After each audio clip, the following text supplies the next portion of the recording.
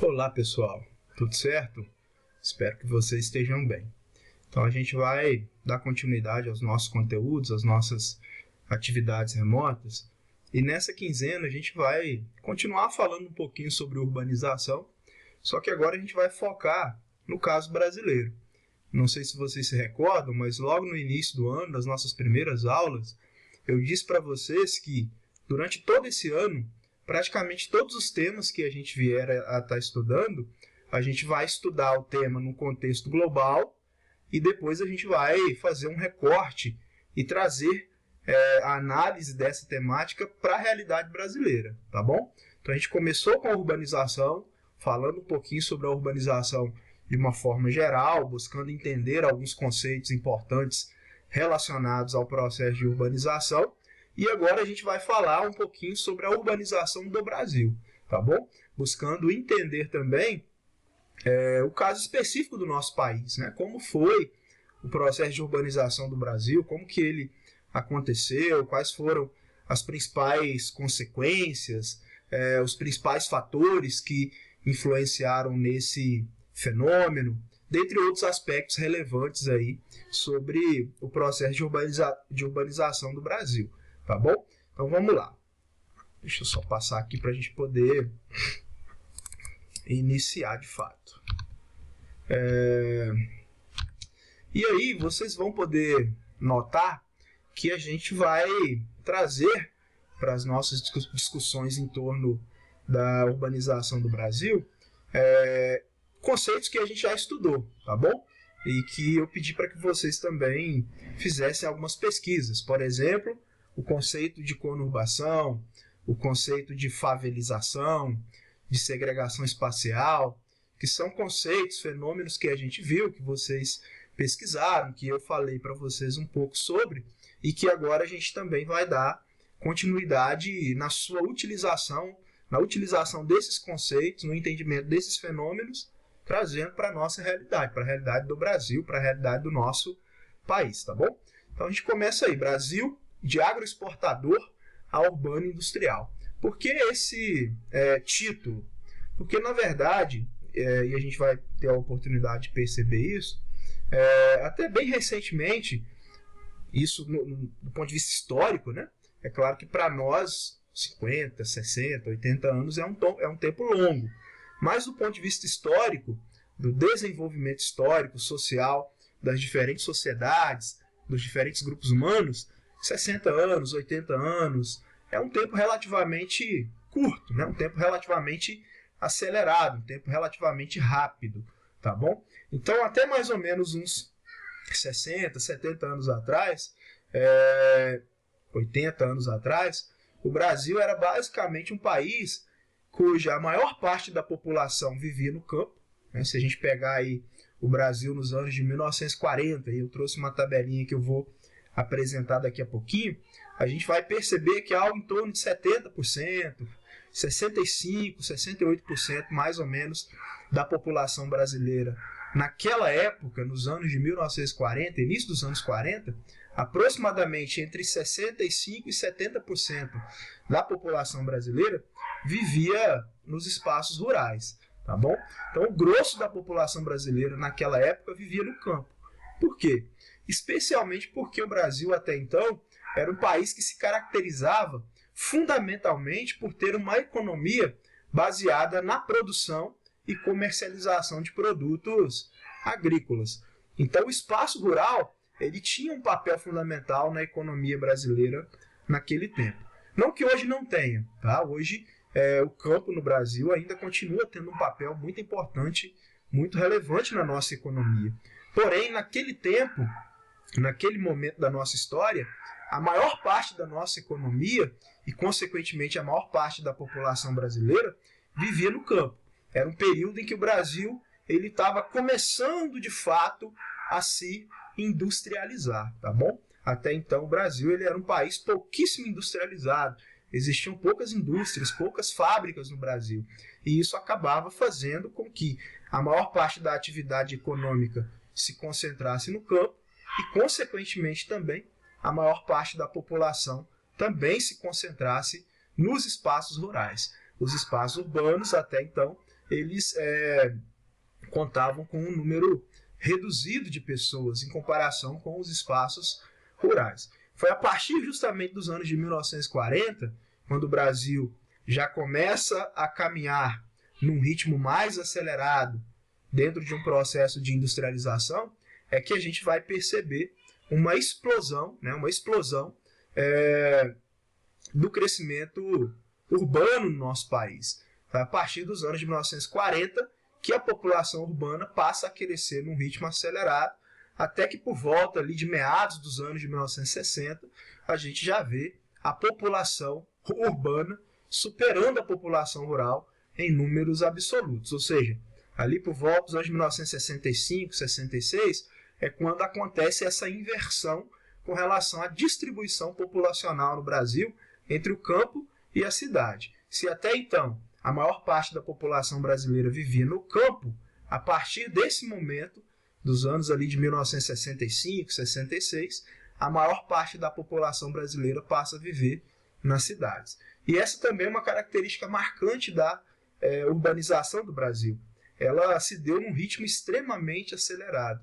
O Milton Santos, que é o maior geógrafo do Brasil, possivelmente, e um dos maiores geógrafos do mundo, ele argumenta que nenhum país do mundo viu um processo de urbanização tão intenso e tão acelerado quanto o que ocorreu no Brasil. E por que é importante a gente destacar isso? Porque é um fato muito relevante, né, do processo de industrialização brasileiro, e porque entendendo, percebendo essa velocidade com que esse evento se desenvolveu no nosso país, a gente também começa a entender um pouco melhor o porquê de vários e vários problemas que hoje afetam várias das cidades brasileiras, vários dos espaços urbanos brasileiros, independente do tamanho, principalmente as grandes cidades, mas também as médias e até algumas pequenas cidades vão sofrer com uma série de problemas, e parte desse sofrimento, parte desses problemas está justamente associado a essa velocidade com que se deu a urbanização no nosso país, tá bom? Então vamos lá. Então até a década de 40, como eu disse, o Brasil ainda era considerado um país cujas atividades concentravam-se predominantemente no meio rural. Por isso a expressão agroexportador. Por quê? Mais à frente a gente também vai falar um pouquinho sobre a industrialização do Brasil, mas só para dar uma adiantada, porque é difícil falar de uma coisa e não falar de outra, é difícil a gente falar sobre a urbanização do Brasil e não falar sobre a industrialização do Brasil, assim como de modo geral também, dificilmente você consegue separar um evento, um fenômeno do outro, mas de modo geral, o Brasil ele vai começar a se urbanizar de forma mais intensa e acelerada, justamente a partir do momento que ele começa também a se industrializar de forma mais intensa e mais acelerada. Então, até os anos 40, quando esse fenômeno a gente nota que ele se acelera, né, a urbanização brasileira ela vai se intensificar, até os anos de 1940, o Brasil ele tinha predominantemente uma economia agrícola. Ele era extremamente dependente da produção e da venda, da exportação principalmente, de produtos de origem agrícola, tá bom? Se a gente voltar um pouquinho mais no tempo e pegar ali os anos de 1920, 1930, né, especialmente ali o período pós-crise de 1929, o Brasil ele foi um país que sofreu muito com a crise econômica mundial de 1929. E toda essa situação, esse contexto que o país vivenciou de muitas dificuldades econômicas, né, de muitas pessoas entrando em falência, inclusive pessoas se mataram, se suicidaram, porque da noite para o dia ficaram pobres, são histórias que se contam daquele momento. O Brasil ele sofreu muito economicamente porque ele tinha uma economia muito baseada, muito dependente na produção e na exportação de produtos agrícolas, especialmente o café. Foi a partir desse evento, da crise de 29 e de uma série de outros eventos que vieram posteriormente, inclusive eventos políticos, né, como a Revolução Política de 1930, que o Brasil começa então, de fato, a se industrializar, e esse processo de industrialização do Brasil vai também acarretar, vai também produzir um intenso processo de urbanização do nosso país, que dentro de aproximadamente 25 anos, 30 anos, deixa de ser um país predominantemente rural, ou seja, deixa de ser um país onde a grande maior parte da população vivia no meio rural e passa a ser um país predominantemente urbano, ou seja, e passa a ser um país onde a grande maior parte da população passa a habitar o meio urbano, tá bom? Então foi um processo que aconteceu num ritmo muito intenso e muito acelerado e que caminhou lado a lado com a industrialização do nosso país, que vai de fato se iniciar, né? De fato se tornar um fenômeno, se tornar um evento de peso na nossa história a partir dos anos de 1930, se intensificando nos anos de 40, 50, 60, até por volta dos anos de 1970. Tá, ok? O crescimento urbano brasileiro foi um dos mais rápidos, intensos e violentos do século XX. É aquilo que eu já tinha também dito para vocês anteriormente. De acordo com Milton Santos, esse crescimento foi talvez o mais rápido do mundo. Talvez nenhum outro país do mundo tenha experimentado um crescimento urbano tão intenso e tão acelerado quanto o que a gente viu no Brasil. E por que isso é importante, como eu já tinha destacado também, e qual a relação entre essa velocidade acelerada da urbanização brasileira com alguns dos problemas mais graves que a gente vivencia, que a gente experimenta e consegue identificar nas cidades do Brasil hoje. Como foi um processo muito rápido, muito acelerado, em muitos momentos o número de pessoas chegando nos espaços urbanos ele era muito maior do que a capacidade desses espaços de criar condições para abrigar essas populações com dignidade. É claro, tem uma questão política aí que também é muito forte, que também tem um peso muito grande. Faltou interesse, faltou planejamento, faltou responsabilidade por parte do poder público no sentido de criar, desenvolver políticas públicas que pudessem garantir condições mínimas de vida, condições minimamente dignas de vida para essas populações que passaram a viver em quantidades cada vez maiores nos espaços urbanos. Mas é fato também que a velocidade, o ritmo extremamente insano, extremamente acelerado com que esse fenômeno aconteceu no Brasil, também dificultou em muitos momentos esse planejamento, essa organização, esse desenvolvimento de políticas públicas para abrigar essas pessoas, para criar condições de vida mais favoráveis a essas populações. Se a gente faz uma comparação do processo de urbanização do Brasil com o processo de urbanização dos países europeus, por exemplo, a gente percebe uma diferença significativa com relação a esse ritmo, a essa velocidade. Se no Brasil, no intervalo de tempo em torno de 30 anos, 40 anos, nós deixamos de ser um país predominantemente rural e passamos a ser um país predominantemente urbano, e nos países europeus de uma forma geral, esse processo ele levou 80, 90, 100 anos para se processar, para acontecer. Ou seja, foi necessário 80, 90, 100 anos para que a população urbana desses países superasse a população rural. Então, consequentemente, eles tiveram mais tempo para se planejar, para se organizar, né? Para estruturar os espaços urbanos para que eles pudessem fornecer condições minimamente dignas para as populações que passaram a viver, que passaram a residir dentro desses espaços. Algo que o Brasil faltou, mais uma vez eu lembro, vontade política em muitos momentos, mas ao mesmo tempo nós não tivemos tanto tempo para planejar essas ações, para planejar essas estratégias e assim por diante. E não só sobre o ponto de vista urbano, sobre o ponto de vista rural também. O Brasil, ao contrário dos países europeus também, de muitos deles, né, e de outros países do mundo, o Brasil ele não realizou uma reforma que seria fundamental para ganhar mais tempo com relação a esse inchaço, a essa expansão violenta das cidades, que seria a reforma agrária. Né? Então o Brasil ele não realizou a sua reforma agrária.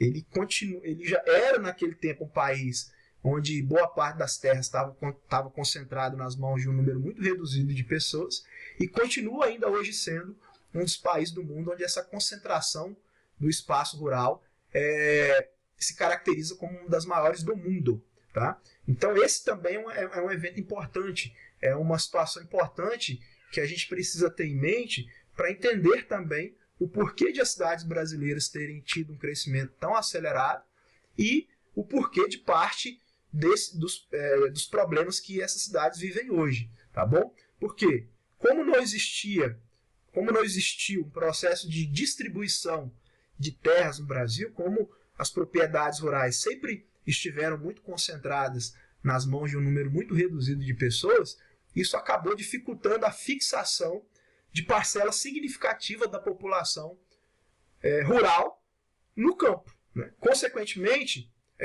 à medida com que o Brasil foi se industrializando, as cidades foram se modernizando, o campo ele também se modernizou. O campo ele também passou por um processo de transformação intensa. Com a chegada das máquinas, das tecnologias, das ferramentas, que passaram a substituir cada vez mais a mão de obra humana. Tá?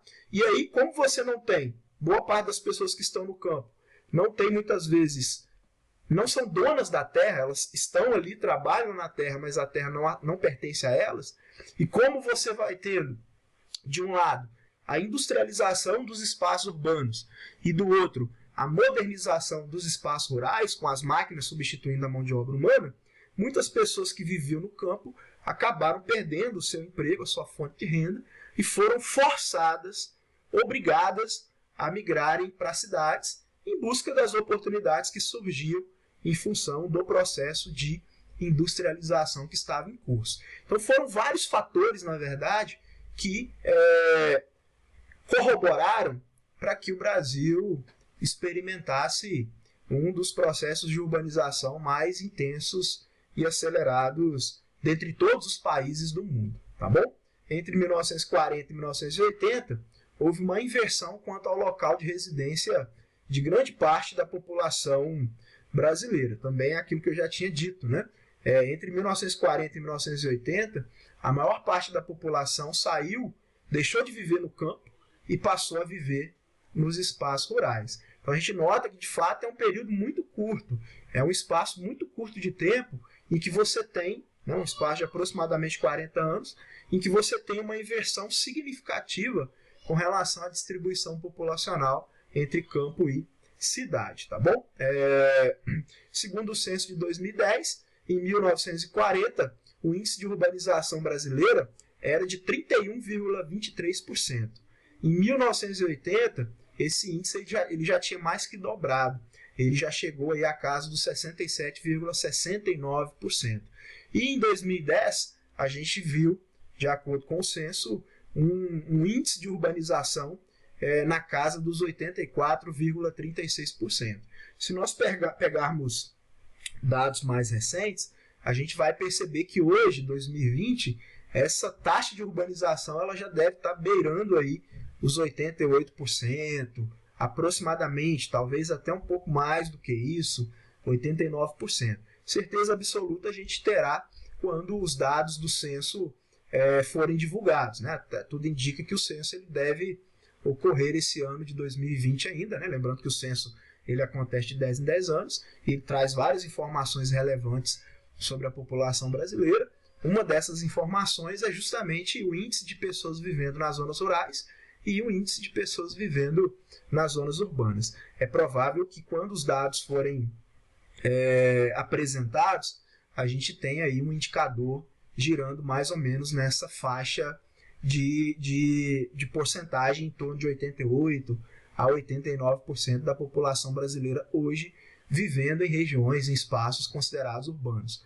É um índice extremamente elevado, que se equipara ao índice de urbanização dos países mais avançados, mais desenvolvidos do mundo. Tá bom?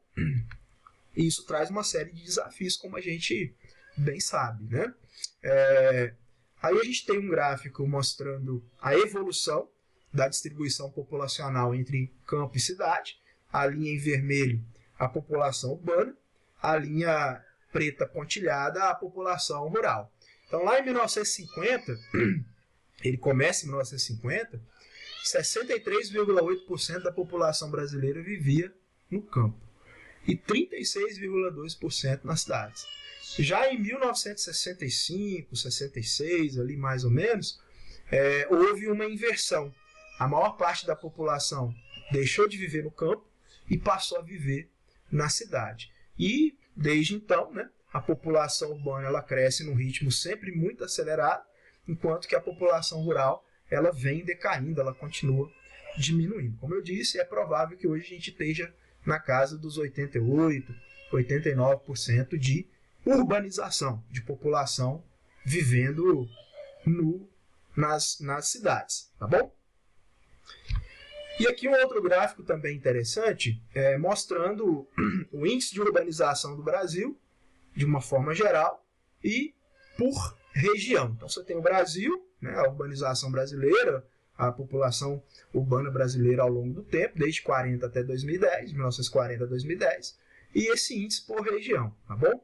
Então praticamente todas as regiões do Brasil têm hoje, ou tinham, né, em 2010 na verdade, hoje esses valores são com certeza superiores, mas em 2010 todas as regiões brasileiras tinham um percentual acima de 70% da sua população vivendo em espaços urbanos, tá bom? Enquanto que o Brasil, de uma forma geral, 84,36%, região norte 73,53%, nordeste 73,13%, é a região com menor porcentagem, ou era em 2010, né?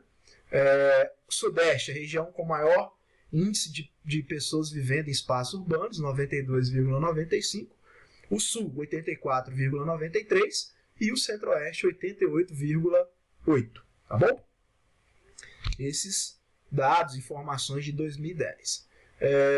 Como eu tinha dito também, o processo de crescimento urbano, a urbanização do Brasil, ela se deu ali de forma concomitante, em conjunto com o fenômeno, com o processo de industrialização. Então uma coisa levou a outra, né? À medida com que o Brasil foi se industrializando, ele também foi se urbanizando, a população foi migrando do campo em direção às cidades, e as cidades passaram a crescer num ritmo significativo, acelerado, intenso, tá bom?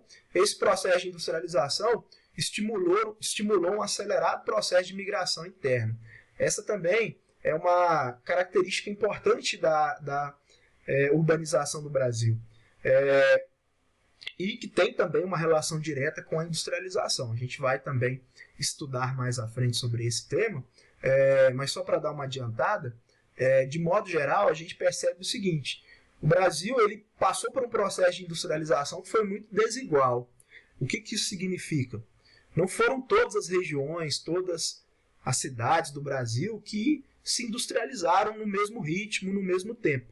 Alguns espaços, algumas regiões, algumas cidades passaram por uma industrialização intensa, enquanto que outras regiões, outras cidades, outros espaços não experimentaram o mesmo processo, não conseguiram acompanhar esse fenômeno na mesma intensidade.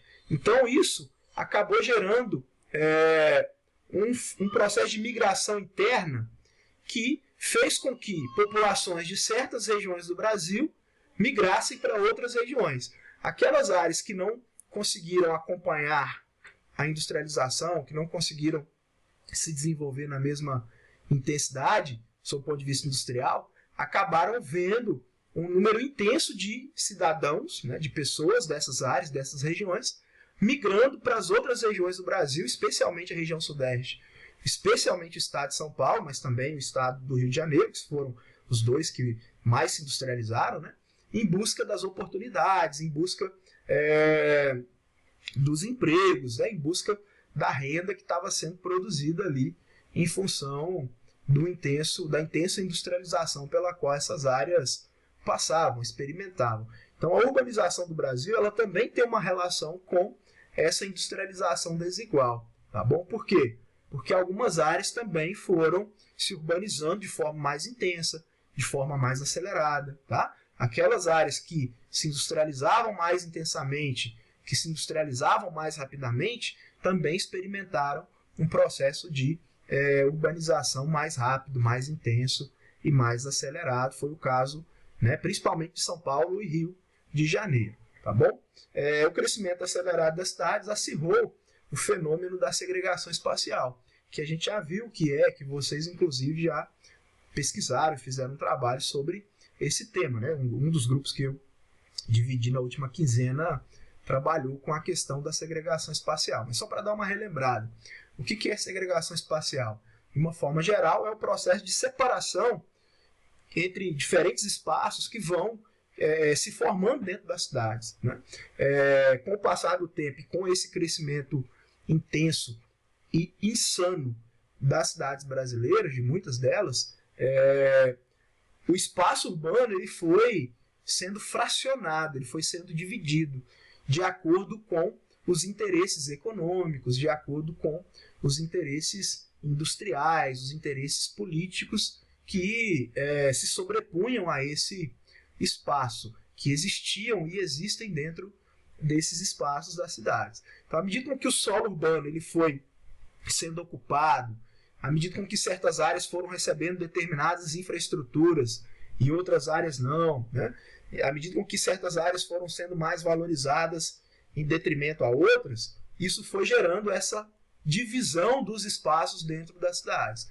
E isso hoje é muito nítido, especialmente nas grandes cidades, mas também nas cidades médias e até em algumas cidades menores. Você percebe isso com muita clareza quando você olha para cidades como São Paulo, Rio de Janeiro, Belo Horizonte, Vitória, Salvador, Porto Alegre e várias outras cidades do Brasil. Eu citei as maiores, mas, como eu disse, se você olhar para cidades médias e até para algumas cidades pequenas, você percebe isso também, né? Esse processo de separação dos espaços. Espaços mais valorizados que vão recebendo infraestrutura, que vão recebendo investimentos ao longo do tempo e que vão se modernizando, né? E que vão adquirindo condições muito favoráveis para as pessoas viverem, trabalharem, morarem nessas áreas, enquanto que outros espaços vão sendo desvalorizados e, consequentemente, não recebem os mesmos investimentos, as mesmas infraestruturas, e muitas vezes você tem a formação de ambientes que não favorecem uma condição de vida digna para as populações que vivem aí, que expõem parcela significativa dessas populações a uma série de riscos, tá? E que geram também uma série de consequências negativas sobre essas populações, sobre essas parcelas da população urbana que vivem nesses espaços menos estruturados, tá bom? Então a segregação espacial é esse processo de separação dos diferentes espaços, das diferentes áreas dentro das cidades, que vão gerando bairros, locais extremamente estruturados, com uma condição muito boa, e outros bairros, outros locais, onde as estruturas, onde as infraestruturas, ou elas não existem, ou quando existem, elas são muito pequenas e elas acabam não dando conta de atender a demanda das populações que vivem nessas áreas, e isso acaba favorecendo uma série de outros problemas, trazendo uma série de outras consequências negativas para a vida dessas pessoas, tá bom? Voltadas para a reprodução do capital internacional, as cidades que concentram as principais atividades econômicas e políticas dos países mais pobres criaram algumas áreas que abrigam todas as classes sociais, reproduzindo uma intensa desigualdade socioespacial em seu entorno. É o que a gente vê quando a gente olha para essa imagem, né, camuflada aí por essa cor em verde, e quando a gente olha para essa outra imagem, você tem dentro de uma mesma cidade, muitas vezes bairros vizinhos, separados por uma rua, por um muro, né, por uma praça, por um parque. Você tem ali, de um lado, um bairro com uma estrutura muito, muito boa, onde as condições de vida da população são muito, muito boas também. Não só porque as pessoas que vivem aí têm um padrão de vida mais elevado, né, têm salários maiores e tal, mas porque a própria infraestrutura presente aí, inclusive a infraestrutura pública, praças, ruas, escolas, postos de saúde, hospitais, são muito bons também, né? São infraestruturas públicas muito boas. Por quê? Porque o investimento público aí ele aconteceu e aconteceu de forma satisfatória. Do outro lado, a gente vê um bairro onde a estrutura, onde a infraestrutura muitas vezes é extremamente precária, onde os serviços públicos eles não existem, eles não chegam, ou quando existem ou quando chegam, eles não são suficientes, eles não são satisfatórios para atender plenamente a demanda das populações que vivem nessas áreas, nesses espaços, tá bom? Então, esse tipo de situação, esse tipo de desigualdade, que a gente chama de desigualdade socioespacial, né? É esse tipo de fenômeno de separação dos espaços, que a gente vai chamar de segregação socioespacial, que o processo de urbanização no Brasil, da forma como ele aconteceu, com a velocidade com que ele ocorreu, né?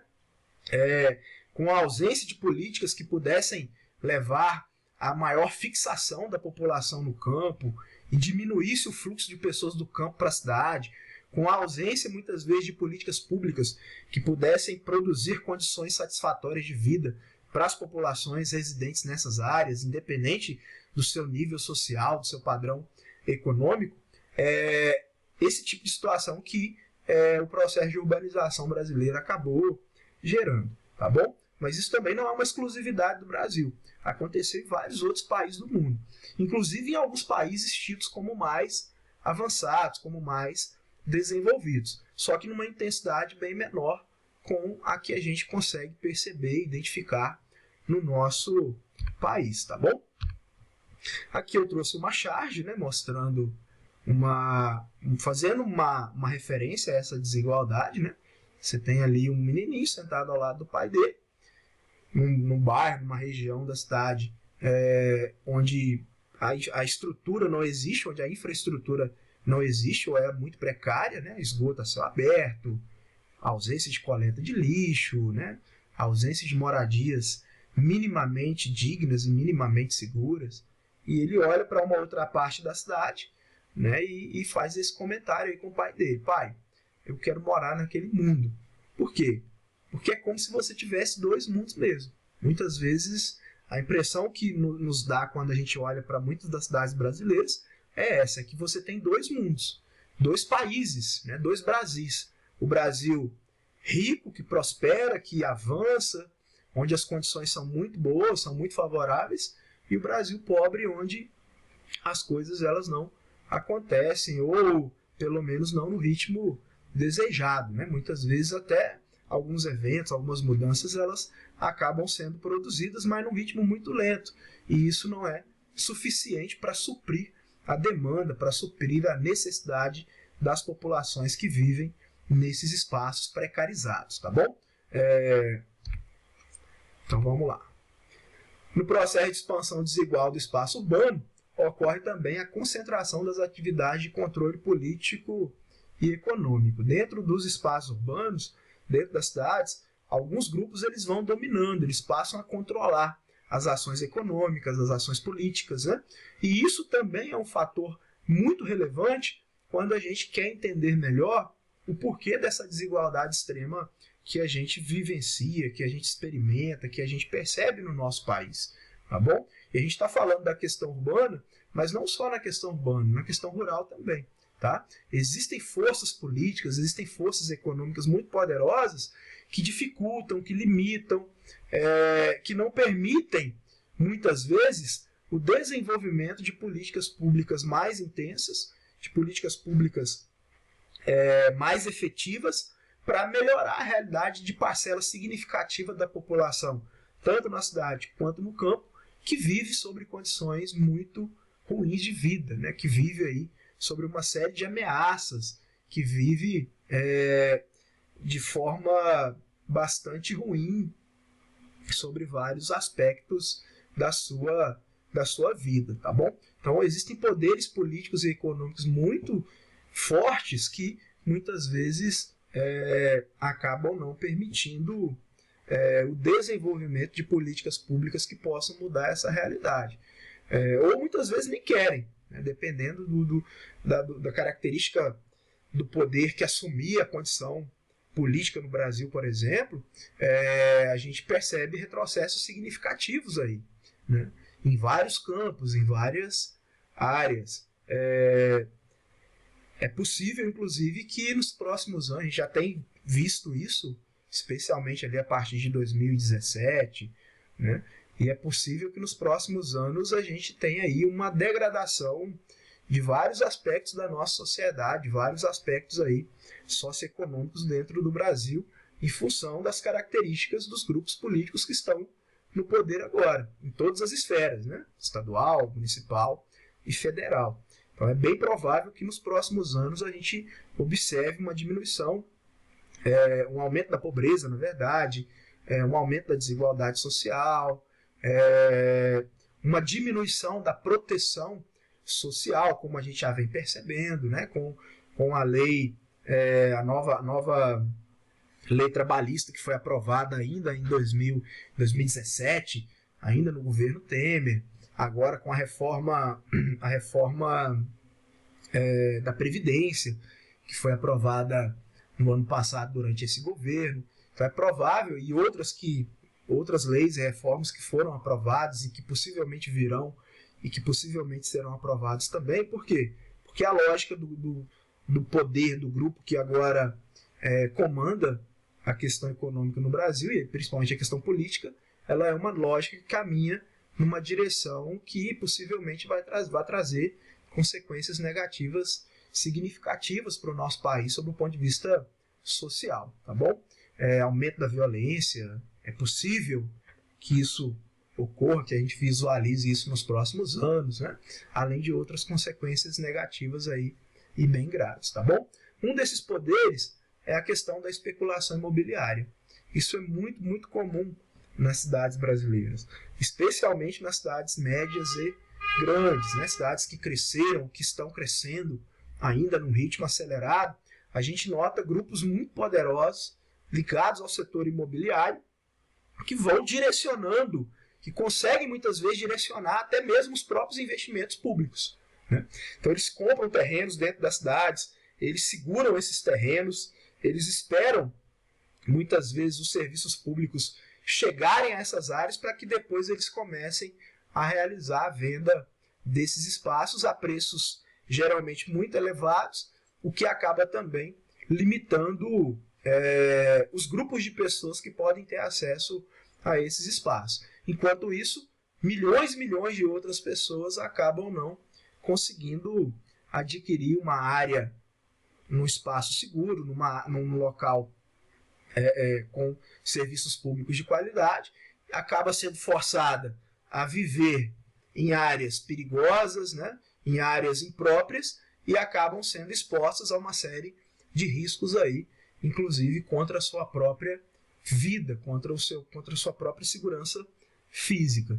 Então esse poder imobiliário, ele é um poder que muitas vezes consegue direcionar, consegue manipular uma série de políticas a seu favor, né?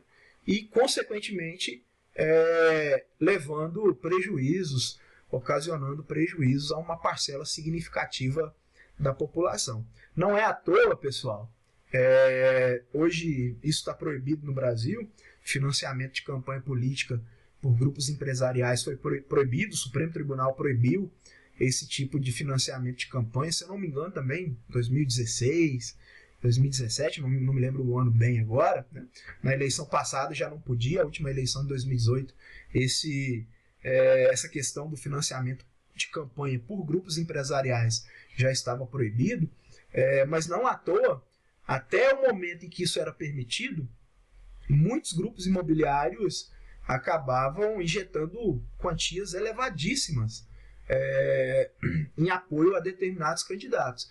Muitas vezes eles apoiavam até mais de um candidato, né?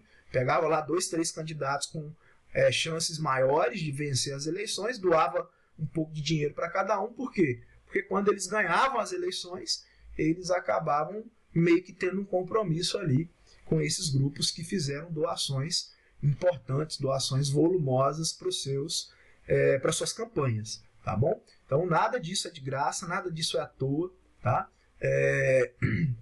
No Brasil, os financiamentos de campanha, ao longo de toda a história em que foi permitido a doação por parte de empresas, de grupos empresariais, nenhum dessas empresas e grupos empresariais que doavam para esses candidatos faziam isso porque tinham alguma afinidade ideológica, alguma afinidade política com esses grupos, simplesmente faziam porque queriam garantir influência sobre o governo, porque queriam ter papel importante nas decisões relacionadas às políticas públicas que viessem a ser tomadas a partir do momento que aquele candidato fosse eleito, seja a nível municipal, a nível estadual ou a nível federal, tá bom? Então, quando você vê alguém financiando a campanha de alguém, pode ter certeza, de graça não é.